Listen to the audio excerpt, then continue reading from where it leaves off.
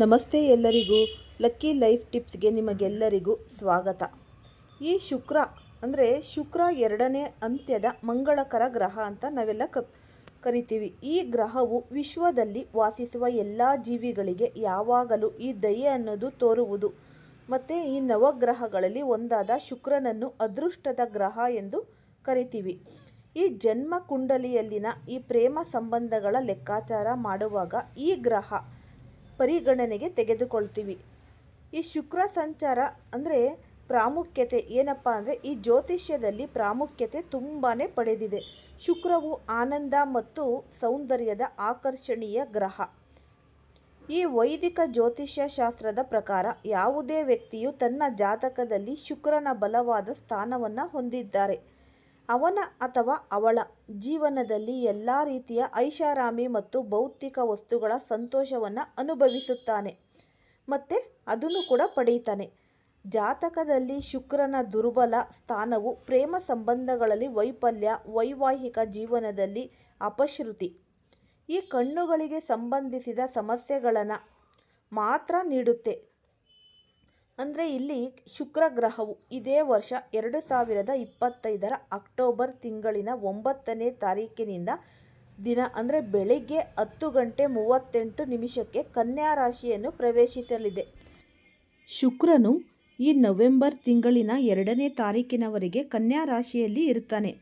ಮತ್ತು ಈ ಜ್ಯೋತಿಷ್ಯ ಶಾಸ್ತ್ರದಲ್ಲಿ ಶುಕ್ರ ಗ್ರಹವು ಹಣ, ಐಶ್ವರ್ಯ, ವೈಭವ, ಸಮೃದ್ಧಿ, ಬೌದ್ಧಿಕ ಸುಖವನ್ನು ಕರುಣಿಸುವ ಗ್ರಹ ಎಂದು ಕರೆಯಲಾಗುತ್ತೆ.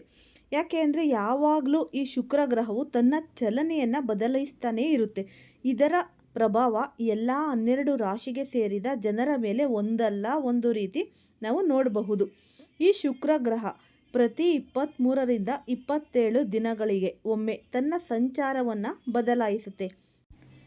ಈ ಶುಕ್ರನ ಪ್ರತಿಯೊಂದು ಸಂಚಾರವು ಜೀವನದಲ್ಲಿ ಮಹತ್ವಪೂರ್ಣವಾದ ಬದಲಾವಣೆಯನ್ನು ತರ್ತಾ ಹೋಗುತ್ತೆ. ಹಾಗಾದರೆ ಇಲ್ಲಿ ಶುಕ್ರ ಕನ್ಯಾ ರಾಶಿಯಲ್ಲಿ ಈ ರೀತಿ ಅಂದರೆ ಈ ಗೋಚಾರ ಇಲ್ಲಿ ಪ್ರತ್ಯೇಕವಾಗಿ ನಾವು ನೋಡಬಹುದು. ಕುಂಭ ರಾಶಿಯ ಜಾತಕದ ಪಾಲಿಗೆ ಹೇಗೆ ಸಾಬೀತಾಗಲಿದೆ, ಯಾವೆಲ್ಲ ಶುಭ ಫಲಗಳು ಇಲ್ಲಿ ನಿಮಗೆ ಲಭಿಸುತ್ತೆ ಮತ್ತು ಯಾವ ವಿಷಯವಾಗಿ ಇಲ್ಲಿ ನೀವು ವಿಶೇಷ ಎಚ್ಚರಿಕೆಯನ್ನು ಹೊಂದಿರಬೇಕು ಅನ್ನೋದನ್ನು ನಾವು ಸಂಪೂರ್ಣವಾಗಿ ತಿಳಿಸಿಕೊಡ್ತೀವಿ. ಈ ವಿಡಿಯೋನ ಫಸ್ಟಿಂದ ಹಿಡಿದು ಕೊನೆ ತನಕ ಸ್ಕಿಪ್ ಮಾಡ್ದಲೇ ನೋಡಿದ್ರೆ ತುಂಬಾ ಉಪಯುಕ್ತವಾದ ಮಾಹಿತಿ ನಿಮಗೂ ಕೂಡ ಲಭಿಸುತ್ತೆ. ಈ ವಿಡಿಯೋ ಇಷ್ಟ ಆಗಿದ್ದಲ್ಲಿ ನೀವು ಲೈಕ್ ಮಾಡಿ, ಶೇರ್ ಮಾಡಿ ಮತ್ತು ಸಬ್ಸ್ಕ್ರೈಬ್ ಮಾಡಿ. ಮತ್ತು ನೀವು ಕಮೆಂಟ್ ಬಾಕ್ಸ್ನಲ್ಲಿ ಓಂ ಶನೇಶ್ವರಾಯ ನಮಃ ಅಂತ ಕಮೆಂಟ್ ಬಾಕ್ಸ್ನಲ್ಲಿ ಕಮೆಂಟನ್ನು ಹಾಕಿ. ಇಲ್ಲ ಅಂದರೆ ನಿಮ್ಮ ಮನೆ ದೇವರು, ನಿಮ್ಮ ಕುಲ ದೇವರ ಹೆಸರನ್ನು ಈ ಕಮೆಂಟ್ ಬಾಕ್ಸ್ನಲ್ಲಿ ಹಾಕಿ. ಮತ್ತು ತಪ್ಪದೆ ಈ ವಿಡಿಯೋನ ನೋಡಿದ್ರೆ ಮಾತ್ರ ನಿಮಗೆ ಯಾವೆಲ್ಲ ಎಚ್ಚರಿಕೆಯನ್ನು ವಹಿಸಬೇಕು ಅನ್ನೋದು ಸಂಪೂರ್ಣವಾಗಿ ನೀವು ವೀಕ್ಷಿಸಬಹುದು. ಕುಂಭ ರಾಶಿಗೆ ಸೇರಿದ ಜನರಿಗೆ ಶುಕ್ರನ ಈ ಸಂಚಾರ ಮಿಶ್ರ ಫಲವನ್ನು ನೀಡುತ್ತೆ. ಈ ಅವಧಿಯಲ್ಲಿ ವೃತ್ತಿ ಜೀವನದಲ್ಲಿ ಬದಲಾವಣೆಯನ್ನು ಹೊಂದುತ್ತೀರಾ, ಹೊಸ ಅವಕಾಶಗಳು ನಿಮಗೆ ದೊರಕುತ್ತೆ. ಆದರೆ ಆರೋಗ್ಯ ಮತ್ತು ಕುಟುಂಬ ವಿಚಾರಗಳಿಗೆ ಸಂಬಂಧಿಸಿದಂತೆ ಕುಂಭ ರಾಶಿಗೆ ಸೇರಿದ ಜನರು ಈ ಅವಧಿಯಲ್ಲಿ ಬಹಳ ಎಚ್ಚರಿಕೆಯಿಂದ ಇರುವುದು ಅಗತ್ಯ.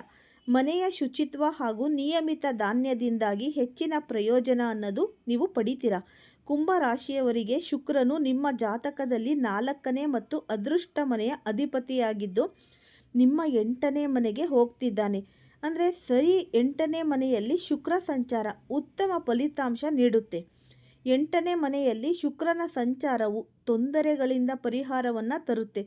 ಈ ಸಂಚಾರ ಮಾತ್ರವಲ್ಲದೆ 8ನೇ ಮನೆಯಲ್ಲಿ ಶುಕ್ರನ ಸಂಚಾರವು ಆರ್ಥಿಕ ಲಾಭವನ್ನು ತರುತ್ತೆ ಮತ್ತು ಸಂತೋಷವನ್ನು ಹೆಚ್ಚಿಸುತ್ತೆ.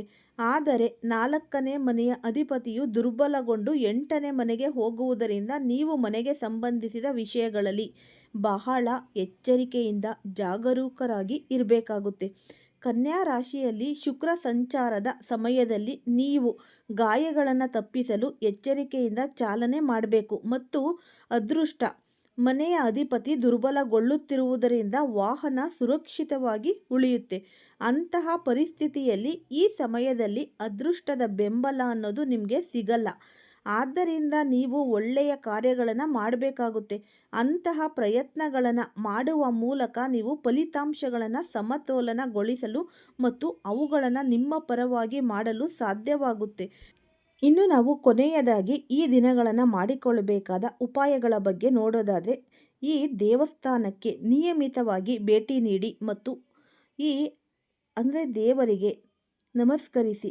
ಮತ್ತು ಕುಂಭರಾಶಿಯ ಜಾತಕದವರ ಶುಕ್ರನ ಮಹಾಗೋಚಾರದ ಮಾಹಿತಿ ನಿಮಗೆ ಇಷ್ಟ ಆಗಿದೆ ಅಂತ ಅನ್ಕೋತೀನಿ.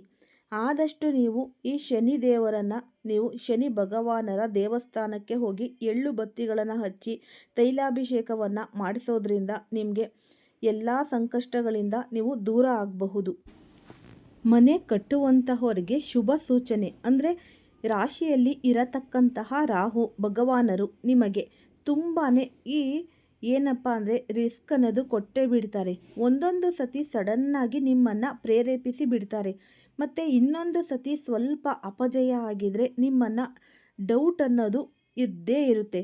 ರಾಹುವನ್ನು ಅಲಸ ಕೊಡಬೇಕು ಅಂತ ದುರ್ಗಾದೇವಿಯನ್ನು ಆರಾಧನೆ ಮಾಡಿ. ರಾಹುವನ್ನು ನೀವು ಒಲಿಸಿಕೊಳ್ಬೇಕು ಅಂತ ಈ ದುರ್ಗಾದೇವಿಯನ್ನು ನೀವು ಆರಾಧನೆ ಮಾಡುವುದರಿಂದ ನೀವು ರೆಗ್ಯುಲರ್ ಆಗಿ ಈ ಆರಾಧನೆ ಅನ್ನೋದು ಮಾಡತಕ್ಕಂಥದ್ದು. ಮತ್ತು ರಾಹು ಭಗವಾನನನ್ನು ಒಲಿಸಿಕೊಳ್ಳಬಹುದು. ಮತ್ತು ಕರ್ಮಸ್ಥಾನದಲ್ಲಿ ಬುಧ ಇರೋದ್ರಿಂದ ಯೋಗಕಾರಕ ಕರ್ಮಸ್ಥಾನದಲ್ಲಿ ಇರೋದು ವಕ್ರವಾಗಿದ್ದಾರೆ. ಎಫರ್ಟ್ ಅನ್ನೋದು ಸಿಟ್ಟಿಂಗ್ ಅನ್ನೋದು ಈ ಉದ್ಯೋಗದಲ್ಲಿ ಜಯ ಪಡ್ಕೋಬೇಕು. ಈ ಕುಜ 10ನೇ ಮನೆಯಲ್ಲಿ ಇರೋದ್ರಿಂದ ಪಾಪಗ್ರಹಗಳು ಕೇಂದ್ರ ಸ್ಥಾನದಲ್ಲಿ ತೊಂದರೆ ಇಲ್ಲ ನಿಮಗೆ. ಈ ಕುಜ ಇರೋದ್ರಿಂದ ಆವೇಶ ಇಂಥದ್ದೆಲ್ಲ ಕಮ್ಮಿ ಮಾಡ್ಕೋಬೇಕು. ಕೋಪ, ಆವೇಶ, ದುಡುಕುತನ ಅನ್ನೋದು ಮತ್ತು ನಿರ್ಧಾರಗಳು ಬೇಡ. ಯಾಕೆ ಈ ಕರ್ಮಸ್ಥಾನದಲ್ಲಿ ಸೂರ್ಯ ಭಗವಾನರು ಇರೋದ್ರಿಂದ ತಂದೆಗೆ ಜಯ ಅನ್ನೋದು ಆಗತಕ್ಕಂಥದ್ದು. ಮತ್ತು ಈ ಕೆಲಸಗಳಲ್ಲಿ ಪ್ರಮೋಷನ್ ಅನ್ನೋದು ಸೊ ಹೀಗೆ ಗ್ರಹಗಳು ಏನಪ್ಪ ಅಂತ ನಿಮಗೆ ಒಂದು ಶುಭ ಫಲಗಳು ಕೊಡ್ತಾನೆ ಇರ್ತಾರೆ ಮತ್ತು ಕೆಲವೊಂದಿಷ್ಟು ಅಶುಭ ಫಲಗಳು ಇದ್ದೇ ಇರುತ್ತೆ. ಹಾಗಾಗಿ ನೀವು ಒಂದು ಕಡೆ ನಿಮಗೆ ಕೇತು ನಿಮಗೆ 7ನೇ ಮನೆಯಲ್ಲಿ ಇರೋದ್ರಿಂದ ಸ್ವಲ್ಪ ಅಶಾಂತಿಯ ವಾತಾವರಣ ಮತ್ತು ಸಂಗಾತಿಯ ಜೊತೆ ಮಾತಿಗೆ ಮಾತು ಬೆಳೆಯುವಂಥದ್ದು, ಸಣ್ಣ ಪುಟ್ಟದ್ದು ಕಿರಿಕಿರಿ, ವಾದ ವಿವಾದಗಳು ಅನ್ನೋದು ಹಾಗೆಯೇ ಹೋಗುತ್ತೆ. ನೀವು ಎಷ್ಟೇ ಕೇರ್ಫುಲ್ಲಾಗಿ ಇದ್ರೂ ಕೂಡ ಈ ಮನೆ ಅಂದಮೇಲೆ ಜಗಳ ಅನ್ನೋದು ಇರುತ್ತೆ. ಹಾಗಾಗಿ ಇದು ಆಗಬಾರ್ದು ಈ ಗಣಪತಿಯ ಆರಾಧನೆ ಮಾಡಿ. ಮತ್ತು ಅರ್ಧನಾರೀಶ್ವರನ ಸ್ತೋತ್ರ ನೀವು ಹೇಳಬೇಕಾಗುತ್ತೆ. 2ನೇ ಮನೆಯಲ್ಲಿ ಈ ಶನಿ ಭಗವಾನರು ಶನಿ ಪರಮಾತ್ಮರು ಇರೋದ್ರಿಂದ ಏನು ಮಾಡಬೇಕು, ದಶರಥ ಕೃತ ಶನಿ ಸ್ತೋತ್ರವನ್ನು ನೀವು ಓದಬೇಕಾಗುತ್ತೆ. ಶನಿವಾರ ಆದಷ್ಟು ನಾನು ಫಸ್ಟಿಂದನೂ ಹೇಳ್ಕೊಂಡೇ ಬಂದಿದ್ದೀನಿ. ಎಳ್ಳು ಎಣ್ಣೆಯ ದೀಪ ಯಾವುದಾದರೂ ಆಂಜನೇಯ ದೇವಸ್ಥಾನದಲ್ಲಿ ಅಥವಾ ಅರಳಿ ಮರದ ಬುಡದಲ್ಲಿ ಇಟ್ಟು ಆ ಎಳ್ಳು ಎಣ್ಣೆಯ ದೀಪವನ್ನು ಹಚ್ಚುವುದರಿಂದ ನೀವು ಈ ಶನಿ ಭಗವಾನರು ಅವರ ಕೃಪೆಗೆ ನೀವು ಪಾತ್ರರಾಗ್ತೀರ. ಮತ್ತು ಶನಿವಾರ ಯಾರಿಗಾದರೂ ಬಡವರಿಗೆ ಆಹಾರ ಕೊಡಿ, ಕಾಗೆಗಳಿಗೆ ಆಹಾರ ಕೊಡಿ. ಮತ್ತು ಸಡನ್ನಾಗಿ ಯಾವುದಾದರೂ ಒಂದು ಅನಾಥಾಶ್ರಮಕ್ಕೆ ಅಂಥ ಕಡೆ ನೀವು ಹೋದಾಗ ಅಲ್ಲಿ ನೀವು ನಿಮ್ಮ ಕೈಲಿ ಏನು ಸಾಧ್ಯ ಆಗುತ್ತೆ ಅದನ್ನು ದಾನ ಮಾಡಿ. ಆಹಾರನೇ ಆಗಿರ್ಬೋದು, ಒಂದು ಬಟ್ಟೆ ಆಗಿರ್ಬೋದು, ಏನೋ ಒಂದು. ಈ ಶನಿ ಕಾಟದಿಂದ ನೀವು ಮುಕ್ತಿಯನ್ನು ಪಡೆಯಬಹುದು ಈ ರೀತಿ ನೀವು ಮಾಡೋದ್ರಿಂದ.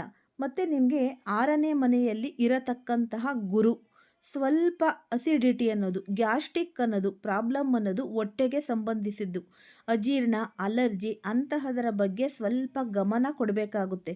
ಮನೆಯಲ್ಲಿ ಇರತಕ್ಕಂತಹ ಬುಧ ಮತ್ತು ಇಲ್ಲಿ ಪ್ಲಸ್ ಪಾಯಿಂಟ್ ಬಂದು ಈ ಕುಜ, ಈ ಕಾಂಬಿನೇಷನಿಂದ ಏನಾದರೂ ಸ್ವಲ್ಪ ನಿಮಗೆ ಈ ಅಲರ್ಜಿ ಅನ್ನೋದು ನೇಚರ್ಗೆ ಹೊರಗಡೆ ಹೋದಾಗ ಸ್ಕಿನ್ಗೆ ಅಲರ್ಜಿ ಆಗೋದು ಆ ಥರದ್ದೆಲ್ಲ ಆಗುತ್ತೆ.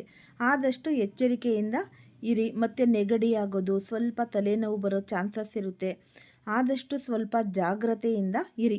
ಪ್ರತಿದಿನ ನವಗ್ರಹ ಪೀಡಾ ಪರಿಹಾರ ಸ್ತೋತ್ರವನ್ನು 9 ಬಾರಿ ಹೇಳಿ. ಗ್ರಹಗಳ ಒಂದು ನೆಗೆಟಿವ್ ಎಫೆಕ್ಟಿಂದ ನೀವು ಆಚೆ ಬಂದು ನೀವು ಜಯ ಪಡ್ಕೊಳ್ಳುವುದಕ್ಕೆ ಸಾಧ್ಯ ಆಗುತ್ತೆ. ಈ ಮಕ್ಕಳ ವಿದ್ಯಾಭ್ಯಾಸಕ್ಕಾಗಿ ಕೆಲವೊಂದಷ್ಟು ಮಂತ್ರಗಳನ್ನು ನೀವು ಹೇಳಿಕೊಡಬಹುದು. ಏನಪ್ಪ ಅದು ಈ ಪುಸ್ತಕಗಳಲ್ಲಿ ಅಥವಾ ಈ ಗೂಗಲ್ಗಳಲ್ಲಿ ನೀವು ಸರ್ಚ್ ಮಾಡಿ ಇನ್ನಷ್ಟು ಮಂತ್ರಗಳನ್ನು ನೀವು ನೋಡಿ ಬರ್ಕೊಂಡು ಹೇಳ್ಕೊಡಬಹುದು. ಚಿಕ್ಕ ಚಿಕ್ಕ ಮಂತ್ರಗಳನ್ನು ಹೇಳಿಕೊಡಿ. ನಿಮಗೆ ಯಾವುದು ಬರುತ್ತೆ ಅದನ್ನು ಮಕ್ಕಳಿಗೆ ಹೇಳಿಕೊಡಿ. ಹೇಳಿಕೊಡೋದ್ರಿಂದ ಕೂಡ ವಿದ್ಯಾಭ್ಯಾಸದಲ್ಲಿ ತುಂಬಾ ಅನುಕೂಲ ಅನ್ನೋದು ಆಗುತ್ತೆ. ಮತ್ತು ಹಯಗ್ರೀವ ದೇವರದು ಜ್ಞಾನಾನಂದಮಯಂ ದೇವಂ ನಿರ್ಮೂಲ ಸ್ಫಟಿಕ ಕೃತಿಂ ಆಧಾರಂ ಸರ್ವವಿದ್ಯಾನಂ ಹಯಗ್ರೀವಂ ಉಪನ್ಯಾಸ್ಮಯ. ಓಂ ಹಾಂ ಹಯಗ್ರೀವಾಯ ನಮಃ. ಓಂ ಹಾಂ ಹಯಗ್ರೀವಾಯ ನಮಃ. ಓಂ ವೇಂ ವೇದವೇಸಾಯ ನಮಃ. ಓಂ ವೇಂ ವೇದವೇಸಾಯ ನಮಃ. ಓಂ ಐಂ ಮಹಾ ಸರಸ್ವತೇ ನಮಃ. ಓಂ ಐಂ ಮಹಾ ಸರಸ್ವತೇ ನಮಃ. ಓಂ ಭವ ಭವಾಯ ವಿದ್ಯಾಹಂ ದೇಹಿ ದೇಹಿ. ಓಂ ನಮಃ. ಓಂ ಭವಾಯ ವಿದ್ಯಾಂ ದೇಹಿ ದೇಹಿ. ಓಂ ನಮಃ. ಈ ಥರ ಮಂತ್ರಗಳು ನೀವು ಕೂಡ ನಿಮ್ಮ ಬಳಿ ಇದ್ದರೆ ನಿಮ್ಮ ಮಕ್ಕಳಿಗೆ ಪ್ರತಿನಿತ್ಯ ನೀವು ಇದನ್ನು ಪ್ರಾಕ್ಟೀಸ್ ಮಾಡಿ ಹೇಳಿಕೊಡಿ. ಯಾಕೆಂದರೆ ಬ್ರೈನ್ ಅನ್ನೋದು ಮೈಂಡ್ ಅನ್ನೋದು ತುಂಬಾ ಶಾರ್ಪ್ ಆಗುತ್ತೆ. ಮತ್ತು ಮಕ್ಕಳನ್ನು ನೀವು ಆದಷ್ಟು 5 ವರ್ಷದವರೆಗೂ ಕೂಡ ಈ ರಾಜನ ಥರ ನೋಡ್ಕೋಬೇಕು. ಮಕ್ಕಳನ್ನು ತುಂಬ ಚೆನ್ನಾಗಿ ನೋಡಿಕೊಂಡ್ರೆ ಅವ್ರಿಗೂ ಕೂಡ ಆಸಕ್ತಿ ಬಂದು ವಿದ್ಯಾಭ್ಯಾಸದಲ್ಲಿ ಏಳಿಗೆ ಅನ್ನೋದು ಕಾಣ್ತೀರಾ. ಆದಷ್ಟು ಎಚ್ಚರಿಕೆಯಿಂದ ಇರಿ, ಎಲ್ಲವೂ ಕೂಡ ಒಳಿತಾಗುತ್ತೆ. ಈ ವಿಡಿಯೋ ಇಷ್ಟ ಆಗಿದ್ದಲ್ಲಿ ಲೈಕ್ ಮಾಡಿ, ಶೇರ್ ಮಾಡಿ, ಸಬ್ಸ್ಕ್ರೈಬ್ ಮಾಡಿ. ಎಲ್ಲರಿಗೂ ಧನ್ಯವಾದಗಳು.